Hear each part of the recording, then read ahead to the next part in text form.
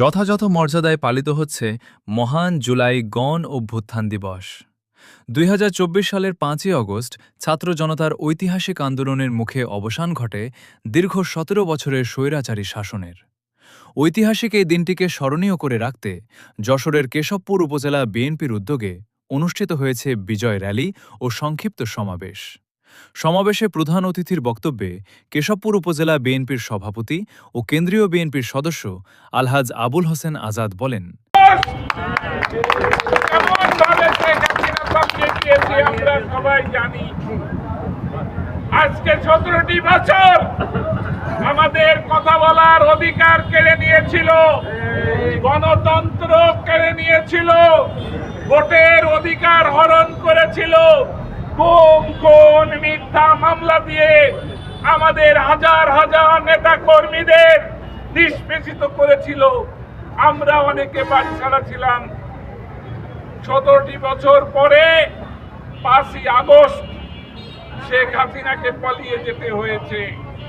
তাই আমরা এই দিনটিকে শ্রদ্ধা ভরে স্মরণ করতে চাই। আর সেই স্মরণ করার জন্যে আমরা আজকে এই বিজয় র্যালি করেছি কেশবপুরের উপর শহরের সমস্ত রাস্তা দিয়ে।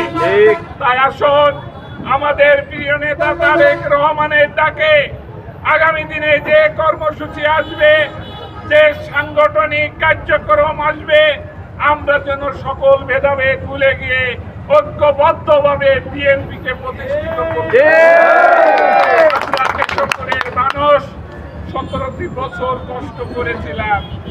আমাদের ভুলের খেসারত ১২ই ফেব্রুয়ারি আমরা দিয়েছি।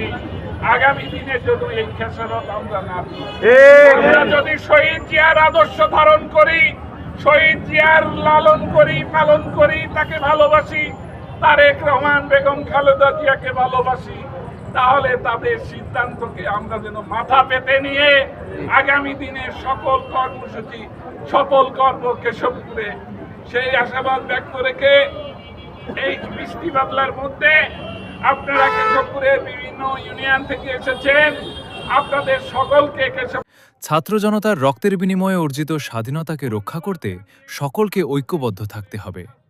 বিপুল সংখ্যক নেতাকর্মীর অংশগ্রহণে র্যালিটি উপজেলার প্রধান প্রধান সড়ক প্রদক্ষিণ করে। হাফিজুর রহমান, যশোর প্রতিনিধি।